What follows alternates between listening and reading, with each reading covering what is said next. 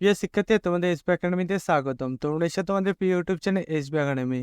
বন্ধুরা, তোমাদের প্রতিমতো আজও কেপি কনস্টেবল এবং ডাব্লিউপি কনস্টেবলের 2024-এ নতুন যে ভ্যাকান্সি বের হয়েছে, তা তো কিছুদিন পরে তোমাদের পরীক্ষাতে চলেছে। বন্ধুরা, এই যে কিছুদিন পরে তোমাদের পরীক্ষাতে চলেছে, তাতে আসার মতো গুরুত্বপূর্ণ 20টি জিকে প্রশ্নোত্তর তুলে ধরবো এই ভিডিওর মাধ্যমে। বন্ধুরা, এই যে গুরুত্বপূর্ণ জিকে প্রশ্নোত্তরগুলো, সেগুলো প্রত্যেকদিন সকাল 11টার সময় আমরা তুলে ধরি। আজ যে জিকে সেট নাম্বার 56, অলরেডি আমরা জিকে সেট 55 তুলে ধরেছি। যারা দেখানো অত অবশ্যই আগের ভিডিওগুলো দেখে নেবে। এবং বন্ধুরা, চ্যানেলে নতুন সদস্য থাকলে চ্যানেলটিকে সাবস্ক্রাইব করে পাশে থাকা বেল আইকনটি অল করে রাখবে। কারণ বন্ধুরা, আমাদের এই চ্যানেলে চাকরি সংক্রান্ত ছোট বড় খবর সবার আগে দিয়ে থাকি এবং অঙ্ক, জিআই, জিকে শর্ট এক্সামে বুঝিয়ে থাকি। তাই বন্ধুরা, যারা এখন আমাদের চ্যানেলটিকে সাবস্ক্রাইব করি, অতি অবশ্যই সাবস্ক্রাইব করে পাশে থাকা বেল আইকনটি অল করে রাখবে। চলো বন্ধুরা, এবার দেরি না করে শুরু করি মূল বিষয়টি। বন্ধুরা, আজ আমাদের প্রথম কোশ্চেন দেখতে চলেছে, জম্মু কাশ্মীরের দ্বিতীয় লেফটেন্যান্ট গভর্নর জেনারেল কে? জম্মু কাশ্মীরের দ্বিতীয় লেফটেন্যান্ট গভর্নর জেনারেল কে? এই কোশ্চেন প্রথম অপশন হচ্ছে C Manoj Sinha, option B বলেছে C Praful Patel, option C বলেছে C Radhakrishna Mathur, option D বলেছে শ্রী গিরিশচন্দ্র মুর্মুর। জম্মু কাশ্মীর দ্বিতীয় লেফটেন্যান্ট গভর্নর জেনারেল কে? এই কোশ্চেনের উত্তর হবে option A C Manoj Sinha. তারপর আমরা পরবর্তী কোশ্চেন দেখব 2 নম্বর কোশ্চেন। 2 নম্বর কোশ্চেনটি একটা চলেছে, সতীদাহ প্রথা কে নিষিদ্ধ করেন? সতীদাহ প্রথা কে নিষিদ্ধ করেন? এই কোশ্চেনের প্রথম অপশন হচ্ছে লর্ড কর্নওয়ালিস, অপশন বি হচ্ছে Lord William Bentinck, option C হচ্ছে লর্ড কার্জন, অপশন ডি হচ্ছে লর্ড মেয়ো। সতীদাহ প্রথা কে নিষিদ্ধ করেন? এই কোশ্চেনের উত্তর হবে option B Lord William Bentinck. তারপর আমাদের পরবর্তী কোশ্চেন দেখব 3 নম্বর কোশ্চেন। 3 নম্বর কোশ্চেন দেখতে চলেছে, অধীনতামূলক মিত্রতা নীতি কত সালে হয়? অধীনতামূলক মিত্রতা নীতি কত সালে হয়? এই কোশ্চেনের প্রথম অপশান বলেছে 1796, অপশান বি বলেছে 1797, অপশান সি বলেছে 1798, অপশান ডি বলেছে 1799। অধীনতামূলক মিত্রতা নীতি কত সালে হয়? এই কোশ্চেনের উত্তর হবে অপশান সি 1798। তারপর আমরা পরবর্তী কোশ্চেন দেখব 4 নম্বর কোশ্চেন। 4 নম্বর কোশ্চেন দেখতে চলেছে, জাতীয় বিজ্ঞান দিবস কত তারিখে পালিত হয়? জাতীয় বিজ্ঞান দিবস কত তারিখে পালিত হয়? এই কোশ্চেন প্রথম হচ্ছে 25শে ফেব্রুয়ারি, অপশন বি বলেছে 26শে ফেব্রুয়ারি, অপশন সি বলেছে 27শে ফেব্রুয়ারি, অপশন ডি বলেছে 28শে ফেব্রুয়ারি। জাতীয় বিজ্ঞান দিবস কত তারিখে পালিত হয়? এই কোশ্চেনের উত্তর হবে অপশান ডি 28শে ফেব্রুয়ারি। তারপর আমাদের পরবর্তী 5 নম্বর কোশ্চেন। 5 নম্বর কোশ্চেন চলেছে, ভিটামিন বি3 রাসায়নিক নাম কি? ভিটামিন বি3 রাসায়নিক নাম কি? এই কোশ্চেন প্রথম হচ্ছে নিয়াসিন, অপশন বি হচ্ছে রেটিনাল, অপশন সি হচ্ছে থিয়ামিন, অপশন ডি হচ্ছে রাইবোফ্লোরিন। ভিটামিন বি3 রাসায়নিক নাম কি? এই কোশ্চেনের উত্তর হবে অপশান এ নিয়াসিন। তারপর আমাদের পরবর্তী 6 নম্বর কোশ্চেন। 6 নম্বর কোশ্চেন বলেছে, জার্মানি সরকারি ঘোষণাপত্রকে কি বলা হয়? জার্মানি সরকারি ঘোষণাপত্রকে কি বলা হয়? এই কোশ্চেন প্রথম আসছে হোয়াইট পেপার, অপশান বি বলেছে হোয়াইট বুক, অপশান সি বলেছে অরেঞ্জ বুক, অপশান ডি বলেছে ব্লু বুক। জার্মানি সরকারি ঘোষণাপত্রকে কি বলা হয়? এই কোশ্চেনের উত্তর হবে অপশান বি হোয়াইট বুক। তারপর আমাদের পরবর্তী 7 নম্বর কোশ্চেন। 7 নম্বর কোশ্চেন একটা চলেছে, মুসলিম লীগ কত সালে হয়? মুসলিম লীগ কত সালে হয়? এই কোশ্চেন প্রথম হচ্ছে 1904, অপশন বি বলেছে 1905, অপশন সি বলেছে 1906, অপশন ডি বলেছে 1907। মুসলিম লীগ কত সালে হয়? এই কোশ্চেনের উত্তর হবে অপশান সি 1906।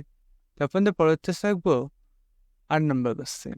8 নম্বর কোশ্চেন একটা চলেছে, কুমার সম্ভব কার লেখা? কুমার সম্ভব কার লেখা? এই কোশ্চেন প্রথম হচ্ছে পানিনি, অপশন বি হচ্ছে বাল্মীকি, অপশন সি বলছে নাগার্জুন, অপশন ডি বলছে কালিদাস। কুমার সম্ভব কার লেখা? এই কোশ্চেন উত্তর হবে অপশন ডি কালিদাস। আপনাদের পরবর্তী থাকবো 9 নম্বর কোশ্চেন। 9 নম্বর কোশ্চেন চলেছে, জনস্কন্ধ কার ছদ্মনাম? জনস্কন্ধ কার ছদ্মনাম? এই কোশ্চেন প্রথম হচ্ছে চারুচন্দ্র চক্রবর্তী, অপশন বি বলেছে স্বামী কালাকানন্দ, অপশান সি বলেছে নারায়ণ গঙ্গোপাধ্যায়, অপশন ডি বলেছে রবীন্দ্রনাথ ঠাকুর। জরাসন্ধ কার ছদ্মনাম? এই কোশ্চেনের উত্তর হবে অপশান এ চারুচন্দ্র চক্রবর্তী। তারপর না পরবর্তী থাকবো 10 নম্বর কোশ্চেন। 10 নম্বর কোশ্চেন চলেছে, লোকসভার সংখ্যাগরিষ্ঠ দলের নেতাকে? লোকসভার সংখ্যাগরিষ্ঠ দলের নেতাকে? এই কোশ্চেন প্রথম হচ্ছে মুখ্যমন্ত্রী, অপশন বি হচ্ছে প্রধানমন্ত্রী, অপশন সি হচ্ছে রাজ্যপাল, অপশন ডি হচ্ছে রাষ্ট্রপতি। লোকসভার সংখ্যাগরিষ্ঠ দলের নেতাকে? এই কোশ্চেন উত্তর হবে অপশান বি, প্রধানমন্ত্রী। তারপর আমাদের পরবর্তী প্রশ্ন দেখবো 11 নম্বর কোশ্চেন। 11 নম্বর কোশ্চেন চলেছে ভারতের কৃষিতে কোন ধরনের বেকারত্ব পাওয়া যায়?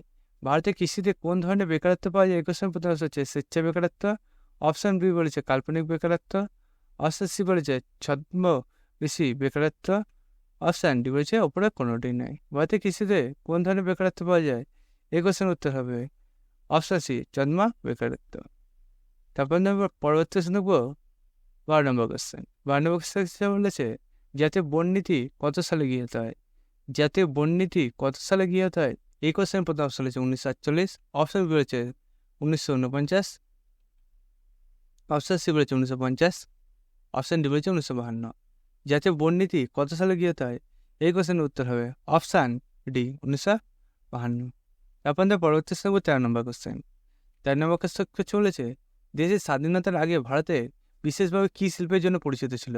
দেশের স্বাধীনতার আগে ভারতে বিশেষভাবে কী শিল্পের জন্য পরিচিত ছিল?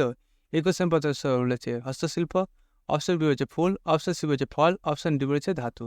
দেশের স্বাধীনতার আগে ভারতে বিশেষভাবে কী শিল্পের জন্য পরিচিত ছিল? এই কোশ্চেনের উত্তর হবে অপশন এ, হস্তশিল্প। তারপর পরবর্তী প্রশ্ন 14 নম্বর কোশ্চেন। 14 নম্বর কোশ্চেন চলেছে ফরাসিদের বাংলা কোথায় উপনিবেশ ছিল? ফরাসিদের বাংলা কোথায় উপনিবেশ ছিল? এই কোশ্চেন প্রথম হচ্ছে রায়গঞ্জ, অপশন বলেছে চন্দ্রগড়, অপশান সি বলেছে বহরমপুর, অপশান ডি বলেছে শ্রীরামপুর। ফরাসিদের বাংলা কোথায় উপনিবেশ ছিল? এই কোশ্চেন উত্তর হবে অপশান বি, চন্দননগর। তারপর পরবর্তী প্রশ্ন দেখবো 15 নম্বর কোশ্চেন। 15 নম্বর কোশ্চেন চলেছে মধ্য রেলের সদর দপ্তর কোথায়? মধ্য রেলের সদর দপ্তর কোথায়? এই কোশ্চেনের প্রথম অপশন বলেছে কলকাতা, অপশান বি বলেছে দিল্লি, অপশান সি বলেছে মুম্বাই, অপশান ডি হচ্ছে চেন্নাই। মধ্য রেলের সদর দপ্তর কোথায়? এই কোশ্চেনের উত্তর হবে অপশান সি, মুম্বাই। তারপর পরবর্তী প্রশ্ন 16 নম্বর কোশ্চেন। 16 নম্বর কোশ্চেন চলেছে বিশ্বাস শব্দটি কোন খেলার সঙ্গে যুক্ত? বিশ্বাস শব্দটি কোন খেলার সাথে যুক্ত? এই কোশ্চেন প্রথম চলেছে ফুটবল, অপশান বি হচ্ছে বেসবল, অপশান সি হচ্ছে টেবিল টেনিস, অপশান ডি হচ্ছে দাবা। বিশ্বাস শব্দটি কোন খেলার সঙ্গে যুক্ত? এই কোশ্চেন উত্তর হবে অপশান ডি, দাবা। তারপর পরবর্তী 17 নম্বর কোশ্চেন। 17 নম্বর কোশ্চেন চলেছে শিশুদের রিকেট রোগ হয় কোন ভিটামিন অভাবে? শিশুদের রিকেট রোগ হয় কোন ভিটামিন অভাবে? এই কোশ্চেন প্রথম হচ্ছে ভিটামিন ডি, অপশন বি হচ্ছে ভিটামিন সি, অপশন ডি বলেছে ভিটামিন বি, অপশন ডি বলেছে ভিটামিন এ। শিশুদের রিকেট অভাব হয় কোন ভিটামিন অভাবে? এই কোশ্চেন উত্তর হবে অপশন এ, ভিটামিন ডি। তারপর পরবর্তী 18 নম্বর কোশ্চেন। 18 নম্বর কোশ্চেন চলেছে পরশুরাম কার ছদ্মনাম? পরশুরাম কার ছদ্মনাম? এই কোশ্চেন প্রথম হচ্ছে মানিক বন্দ্যোপাধ্যায়, অপশন বি হচ্ছে রাজশেখর বসু, অপশন সি বলছে প্রেমানন্দ মিত্র, অপশন ডি বলছে নজরুল ইসলাম। পরশুরাম কার ছদ্মনাম? এই কোশ্চেন উত্তর হবে অপশন বি, রাজশেখর বসু। তারপর পরবর্তী সঙ্গে 19 নম্বর কোশ্চেন। 19 নম্বর কোশ্চেন চলেছে পৃথিবীর গভীরতম স্থানটির নাম কি? পৃথিবীর গভীরতম স্থানটির নাম কি? এই কোশ্চেন প্রথম চলেছে পানামা খাল, অপশন বি হচ্ছে জিনিপ খাদ, অপশন সি হচ্ছে মারিয়ানা খাদ, অপশন ডি হচ্ছে উপরে কোনোটি নয়। পৃথিবীর গভীরতম স্থানটির নাম কি? উত্তর হবে অপশন সি, মারিয়ানা খাদ। তারপর পরবর্তী দেখবো 20 নম্বর কোশ্চেন। 20 নম্বর কোশ্চেন আমাদের শেষ নম্বর কোশ্চেন। 20 নম্বর কোশ্চেন চলেছে ভারতের জাতীয় কংগ্রেসে প্রথম বন্দে মাতরম গাওয়া হয়েছিল কত সালে? ভারতের জাতীয় কংগ্রেসে প্রথম বন্দে মাতরম গাওয়া হয়েছিল কত সালে? 21 প্রথম চলছে 1893, অপশন বি হচ্ছে 1894, অপশন সি হচ্ছে 1895, অপশন ডি হচ্ছে 1896। ভারতের জাতীয় কংগ্রেসে প্রথম বন্দে মাতরম গাওয়া হয়েছিল কত সালে? 21 উত্তর হবে অপশান ডি, 1896।